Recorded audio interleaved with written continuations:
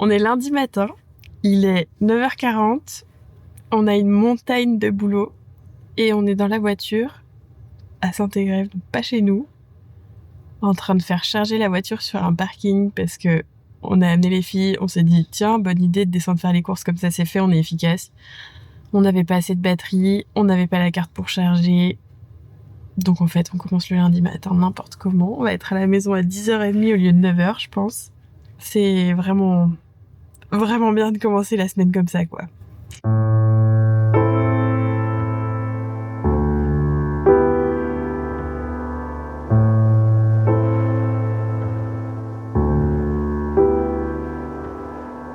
L'hiver est là. Dans les Alpes, la neige a déjà bien blanchi les sommets. La nature nous invite à ralentir à notre tour pour trouver le repos et faire de la place pour ce qui viendra par la suite. Avez-vous réussi à ralentir le rythme ? C'est parfois si difficile avec les vies que nous choisissons. Cette carte du mois de décembre est une invitation à la contemplation et à la lenteur, l'occasion de penser aux personnes que vous aimez et de leur écrire. Merci de partager cet instant avec moi, Clara. Donc voilà, ça résume un petit peu l'envie de prendre du temps et de ralentir un petit peu, et donc c'est carrément l'occasion d'écrire aux personnes qu'on aime et de leur témoigner notre amour. Aujourd'hui, je m'occupe des abonnements Un dessin pour écrire.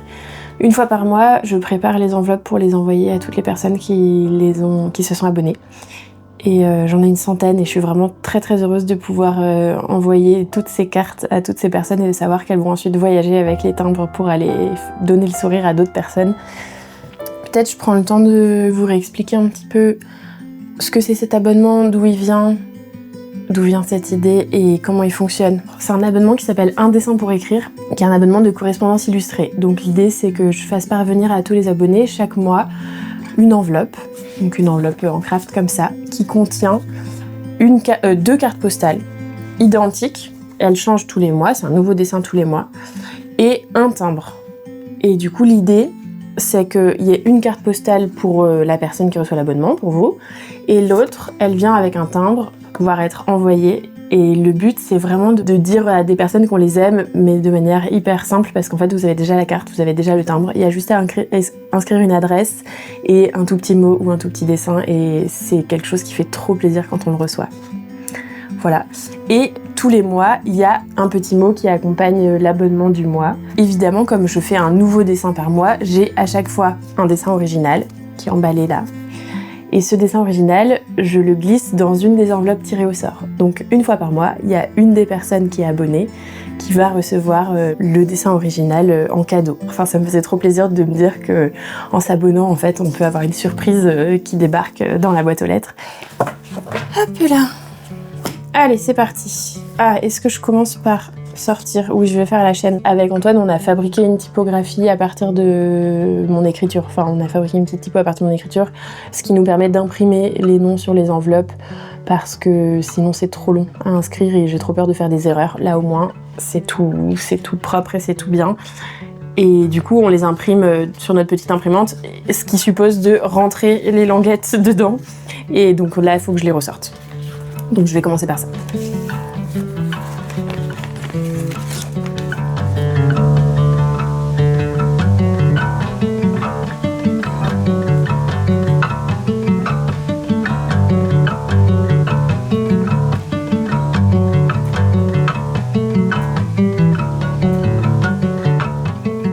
Ah, c'est maman, je pense, qui vient récupérer les affaires des filles qu'on n'a pas préparées.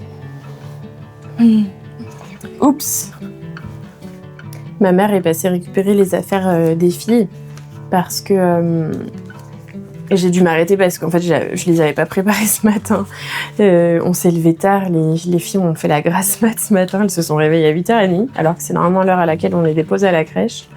Mais bon, quand c'est comme ça, on les laisse dormir parce que c'est la crèche comme on nous le rappelle quand on les amène et il n'y a pas d'urgence à les amener, autant qu'elles se reposent.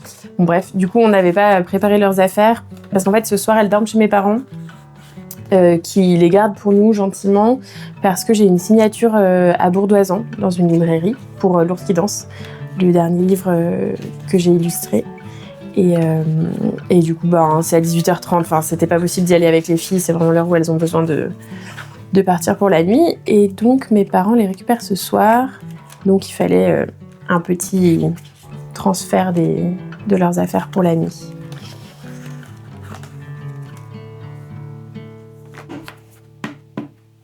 Alors, je les compte. 6, 38, 40, 41, 42, 43,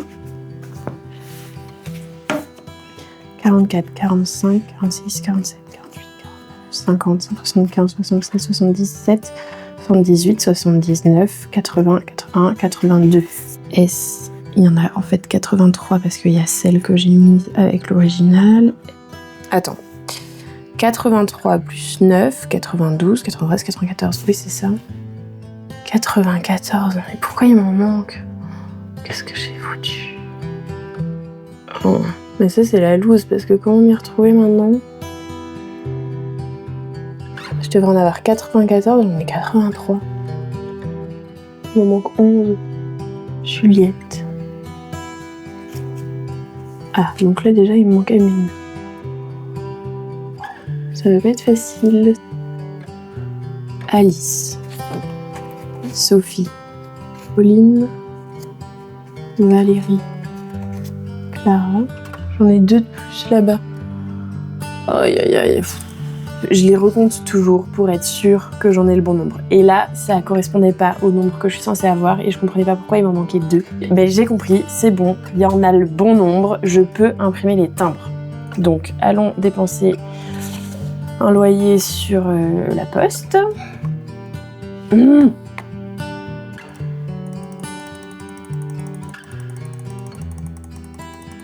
En fait, je peux pas rentrer mon chiffre à la main, je suis obligée de cliquer 83 fois, c'est super. J'ai envie de pleurer. C'est pas comme d'habitude. Putain, c'est pas la même interface. Ah bah en attendant, je peux faire les petits dessins sur ceux que je remets en main propre. Alors. Voilà. Petits oiseaux, livreurs du courrier. Télécharger les timbres. Ça va marcher. Ok, on est parti. Je vais pouvoir les imprimer. Attention.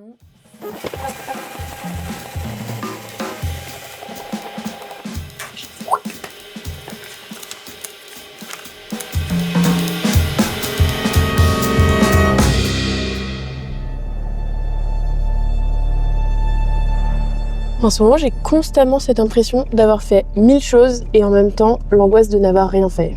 C'est un truc de fou, hein. C'est comme ça tous les jours. Je suis invitée dans une librairie à Bourdoisan pour discuter de L'ours qui danse, le dernier livre que j'ai illustré, et faire des dédicaces. Donc on a une heure de route à peu près. Et c'est le livre sur lequel j'ai travaillé pour la maison d'édition des Étages, qui est une superbe maison d'édition qui est assez récente. Et Christine, l'éditrice, m'a fait confiance pour illustrer ce texte. J'ai vraiment beaucoup aimé. Et c'est marrant l'histoire de ce livre parce que Christine me l'a donné. En fait, elle m'a appelée très peu de temps après la naissance d'Adèle, quand Adèle était toute petite. Et elle m'a envoyé ce texte en me disant moi je l'ai lu, j'ai trouvé qu'il était absolument splendide, très très émouvant. Et je te l'envoie. Et tu me dis si ça te touche, parce que j'aimerais que ce soit toi qui l'illustre, mais si ça te touche pas, c'est pas la peine, quoi. Et du coup, j'avais un peu d'appréhension à la lecture de ce texte, parce que quelque part, je me disais, ça se trouve, ça va pas me toucher, je vais passer à côté de quelque chose, et ce texte qui semble être magnifique, on va voir s'il me plaît. Et en fait, je l'ai adoré. Je l'ai trouvé trop trop beau, je l'ai trouvé vraiment juste et puissant, et enfin, vraiment, j'ai adoré ce texte.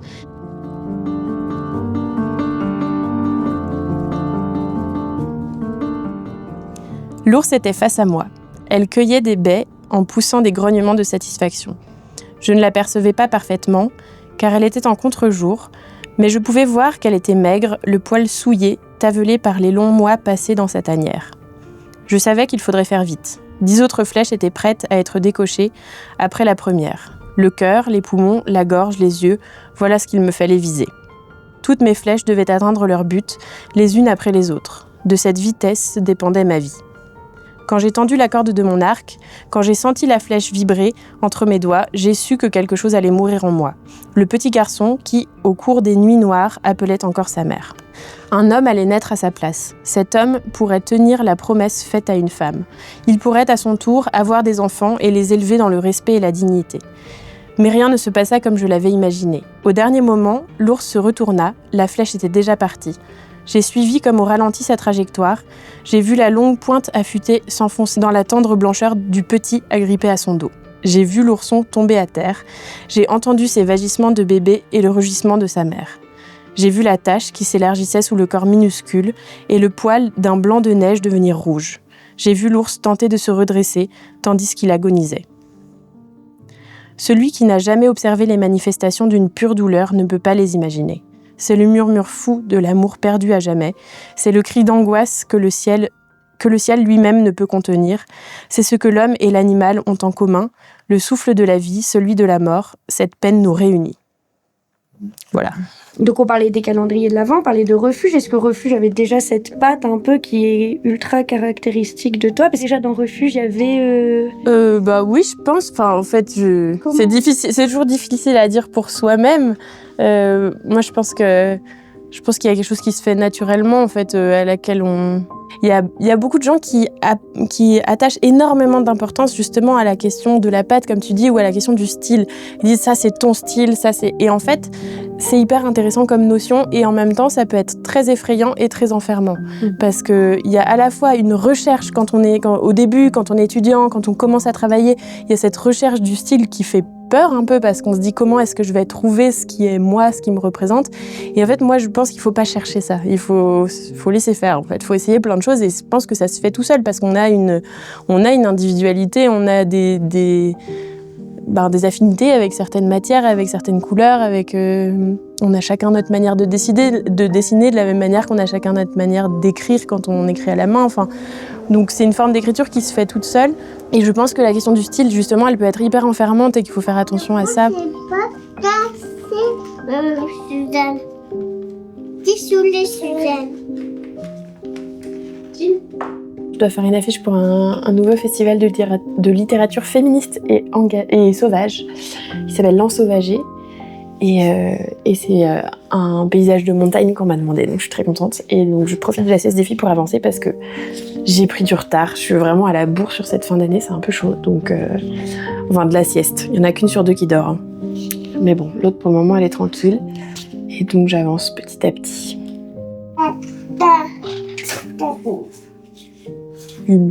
Toi tu peux jouer avec ça. J'ai des petites pinces à dessin, c'est trop bien. Non, je sais que le stylo... Attends, je peux te donner un autre stylo si tu veux. Tu veux celui-là? Ah. Bah oui, mais tu les lâches tout de suite. Parce que tu veux le mien.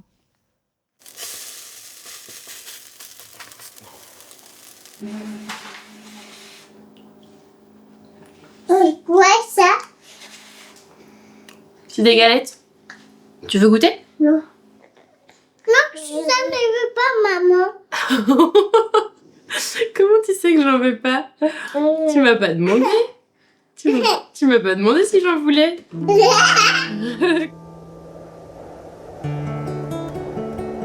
Bon, je suis un peu dans le stress parce que il faut que je dessine aujourd'hui pour le livre jeunesse.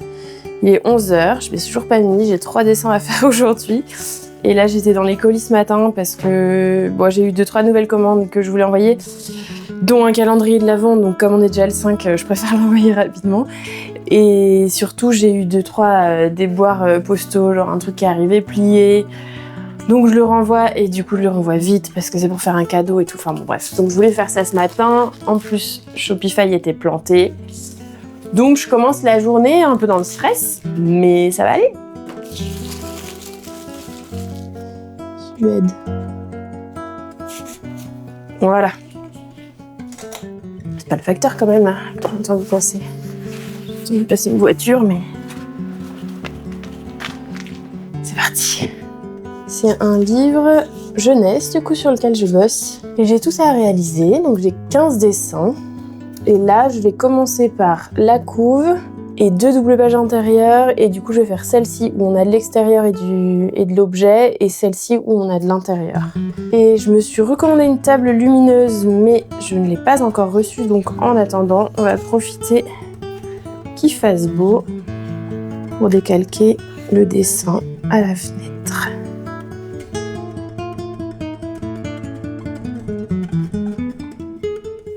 J'aime bien utiliser un crayon rose pour mes tracés. Et j'y vais assez léger.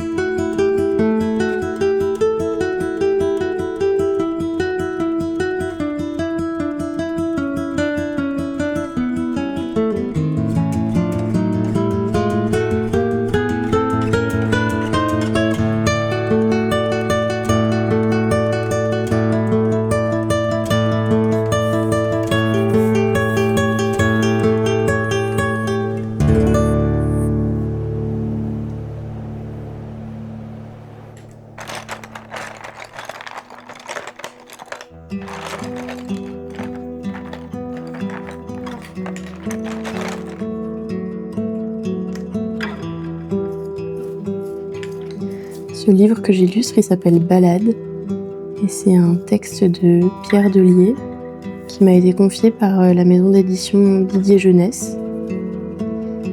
Et c'est un livre qui paraîtra au printemps. Et je me suis vraiment bien amusée à créer ces images et maintenant à les coloriser. Je suis contente de rentrer dans la phase de colorisation. Et je me suis beaucoup amusée parce que en fait, on est en balade avec un enfant et son parent. Donc évidemment, ça me parle. Et on est à hauteur de l'enfant et donc on voit, on regarde le détail, on voit tous les insectes, toutes les fleurs. Et je crois que j'ai jamais fait des dessins aussi détaillés. Et même là, dessiner des petits détails comme ça, de ce qu'on trouve dans son sac à dos, dans ses poches et tout, en fait, ça m'amuse vachement. Je suis contente de faire ça. Ça change un peu. Il y a aussi, évidemment, des grands paysages. Mais même dans les grands paysages, il y a pas mal de détails.